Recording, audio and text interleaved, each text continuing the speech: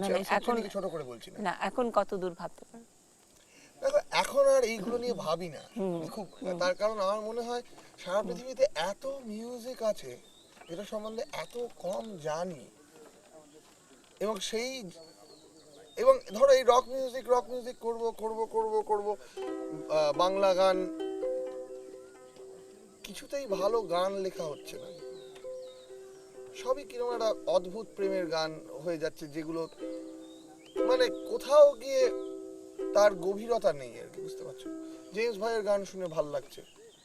মানে তুমি কি এই কথা বললে মানে অনেক বেশি সুমন দ্বারা তুমি প্রভাবিত এই কারণে যে কোথায় জানি গভীরতা না? একটা ঘটনা, এই ঘটনাটাকে ডিনাই করা সম্ভব নয় বাংলা গান থেকে, এবং সত্যি বাংলা গানকে কান মুলে বাংলা দর্শককে বাংলা গান আবার শোনানো শুরু করা, এটা শ্রীকান্তদা বলেন এবং আমি বিশ্বাস করি এটা, যে এভাবে বাংলা গানকে পাল্টে দেওয়া, মানে ঘুরিয়ে আনা মানে একেবারে পুরো বাংলা ভাষার মানে ল্যাঙ্গুয়েজটাকে 90-এর দশকে সেই মোড়কে এবং যথেষ্ট দায়িত্বশীলভাবে সেটাকে, সেইটা সুমন চেঞ্জড মাই, মানে তোমার সঙ্গে এভরিথিং, আমার পুরো থিংকিং প্রসেস, মানে যেভাবে বাংলা গানকে যে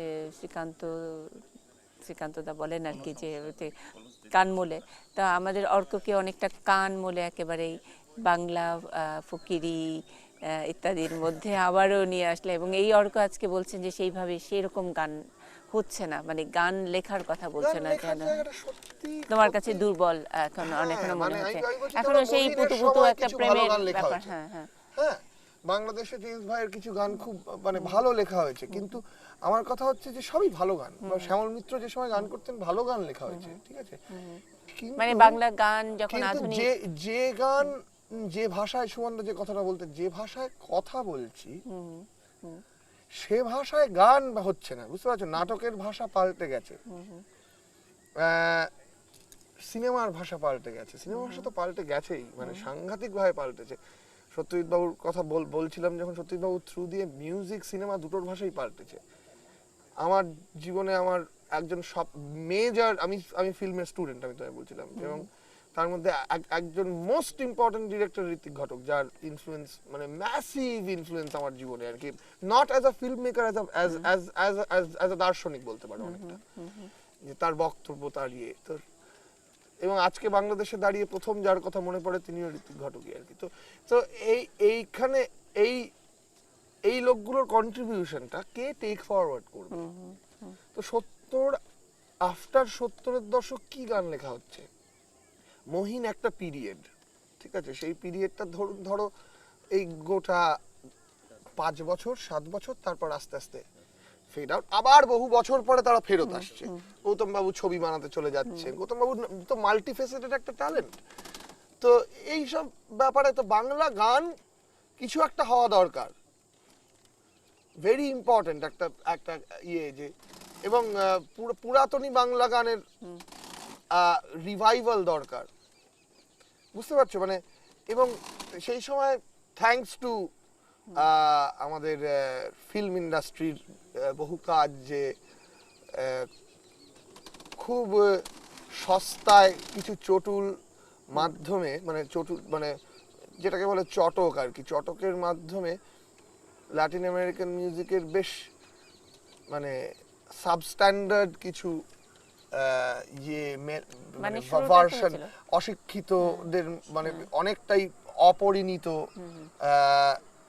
ইয়ে আর কি, representation of Latin American music, সেটাই শুনে লোকজন নাচছে, লোকজন ইয়ে করছে, অ্যাকসেপ্টেবিলিটিটা মানে তো গানটা তো তৈরি হয়েছে সেটা যেমনই হোক। হ্যাঁ, এবং সেইখানে দাঁড়িয়ে তখন মানে এটার কোনো মানে দেখতেই পাচ্ছি না যে মানে, এবং তার পেছনে তাকানোর তখনও সময় হয়নি আর কি, এরকম একটা সময়, এবং লোকে তখন, এবং বুঝতেই পারছো যে দুই বাংলায় দুটো মেজর ইনসিডেন্ট ঘটে গেছে, 71 সাল এখানে, আর ওখানে ধরো মানে এখানে তো আরো আগে থেকে চলছে, এবং 71-এ এসে তার পরিণামটা একটা, এবং তারপরেও পরবর্তীকালে যে সমস্ত ডিস্টারবেন্স, আরেকদিকে ওদিকে গণনাট্যের ইয়ে গান চলছে, এবং গণনাট্য সংঘ, গণনাট্য আন্দোলন চলছে, এবং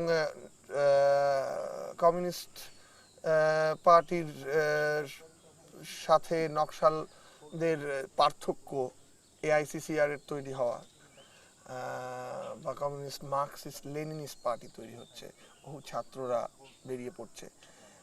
সেইখানে দাঁড়িয়ে তোমার হলো শুরু, আমার হলো সারা, তো চলে না। কোথাও গিয়ে যেন মানে এই গান কি করে গাইবো, এটা যখন সুমনদা বললো তখন এটা একদম সুমনদার কথা বলছি, যে আমি রিয়েলাইজ করি যে মানে আমার কাছেও তখন বাংলার পিকচারটা আস্তে আস্তে ক্লিয়ার হওয়া শুরু হলো, বুঝতে পারছো? এবং সেইখানে দাঁড়িয়ে যখন হচ্ছে, ধরো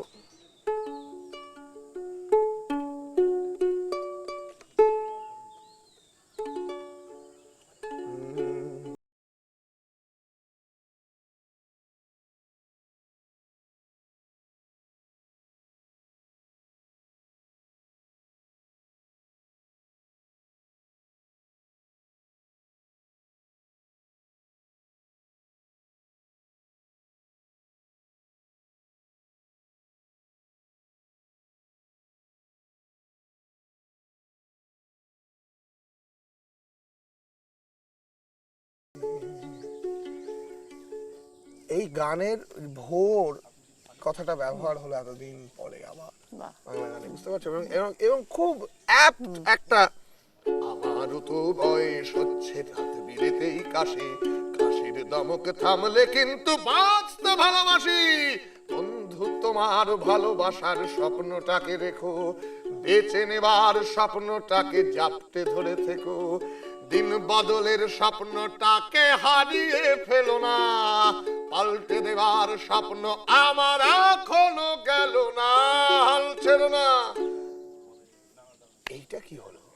এবার আমি বুঝতে পেরেছি এই গান আমার ছোটবেলা, আমি যখন অনেক ছোট তখন কম্পোজ হয়ে গেছে, চলে গেছে গান, এই গান আমি শুনেও শুনিনি, কিন্তু আমি তো আমার যখন 18 বছর বয়স তখন চে গুয়েভারাটা নিয়ে ইন্টারেস্ট জেগেছে, বুঝতে পারছো? এবার চের ইতিহাসটা পড়ে চোখ ছলছল, একটা সাংঘাতিক স্টেট অফ মাইন্ড, সেখান থেকে চারু মজুমদারের গল্প জানতে পারা, বুঝতে পারছো? মানে এবং কাশীপুর গণহত্যা, তখন বাবাকে এক সময় গিয়ে জিজ্ঞেস করা, যে বাবা খুব শান্ত হয়ে আমাকে চুপ, মানে ধরো আমার যখন 22-23 বছর বয়স, আর খুব বেশি দিন আগে হবে না, 5-7 বছর আগেকার কথাই বলছি, আমায় রাত্রিবেলা সারা রাত ধরে আস্তে আস্তে আস্তে আস্তে এই পুরো নকশাল আন্দোলনের ইতিহাস একদিকে, অন্যদিকে বাংলাদেশের মুক্তি আন্দোলন, মুক্তিযুদ্ধের ইতিহাস, এবং সেইখান থেকে Suman walked into my life and opened up the whole dimension of Bangla গান on a completely different way, এবং এখনো করে চলেছেন সেটা। আমি এখনো, এবং এই যে আবার আধুনিক গানে ফেরত যাওয়ার গল্পটা, এটাও সুমনদা দায়ী আর কি, এবং নিজেকে গান লিখতে হবেই। আমি সত্যি গান লিখতে পারি না, বিশেষ গান টান লিখতে পারি না, কিন্তু সুমনদার জন্য গান লিখতে শুরু করা, এবং এর পরে ফিডলার্স গ্রিন, মানে তোমাকে গান লিখতেই হবে, মানে গান লিখতেই হবে। এর আগে বেশ কিছু ঘটনা ঘটে গেছে, যে যখন যার যেসব কারণে রক মিউজিক থেকে বেরিয়ে এসেছি, কিন্তু তখন তারপরে ইন্ডিয়ান ক্লাসিক্যাল মিউজিকের প্রতি ঝোঁকা, বাবা মা দুজনেই বম্বেতে চলে যান, তারপরে ধরো এইসব বিভিন্ন কারণে আর কি, মানে ইন্ডিয়ান ক্লাসিক্যাল মিউজিকের প্রতি ইন্টারেস্ট জাগা, আবার নতুন করে ছোটবেলা যেগুলো রেওয়াজ করতাম, যে সমস্ত এগুলো, সেগুলোকে রিভাইভ করা, আস্তে আস্তে আস্তে আস্তে আস্তে আস্তে গানের খাতা খুঁজে বার করা, এইসব আর কি। তো এইসব হতে হতে হতে হতে একটা সময় যখন নিজের গান লেখার প্রয়োজনীয়তা আসে, সেটার পিছনে কিন্তু দায়ী সুমনদা আর কি। তো এবং আমি রিয়েলাইজ করে আমি এখন আর গান লিখি না সেরকম ভাবে, তার কারণ আমি দেখেছি সুমনদার ইনফ্লুয়েন্সটা ভীষণ ভাবে চলে আসে। একটা গান শোনা, এই গানটা আমার দার্জিলিং এ বসে লেখা, কারণটা আর বলবো না, থাক। আমার তৎকালীন বান্ধবীর সাথে আমার একটি একটা ঝগড়া হয় আর কি, এবং আমি আমার বাবার দৌলতে আমি ছোটবেলা থেকেই মানে পাহাড়ের খুব কাছাকাছি ভীষণ কাছাকাছি। এবং তার কারণটা মানে আমার বাবা বহুদিনের মাউন্টেনিয়ার ছিলেন, মানে ট্রেকার ছিলেন, বহু বিভিন্ন জায়গায় হিমালয়ে ট্রেক করেছেন। তো সেই ভালোবাসাটা somehow I got from him. তো আমি এরকম বহু মানে বছরে 7-8 বার চলে যেতাম, মিথ্যে কথা বলে পাহাড় চলে যেতাম আর কি। তো এইরকমই একটা ইয়েতে আমার এই হিমালয়কে নিয়েই লেখা, এবং সেই বেশ কিছুটা ক্ষুব্ধ হয়ে আর কি। কেন বোঝানো গেল না তোমায় অগোছালো ঘরের মজা। একটু ওই দিকটা যাই নাকি? চলো অগোছালো ঘরে। কেন দেখো না তুমি দু চোখ মেলে মেঘলা দিনের অলসতা, কেন নামো না তুমি খালি পায়ে বনের ঘাসে নদীর জলে,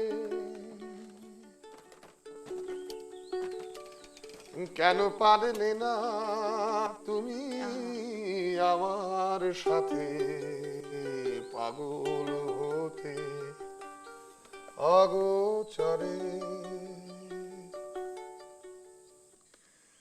কত কেন উত্তর চেয়েছি আমি আগেও চেয়েও চাই না, নামার জন্য আকাশ আছে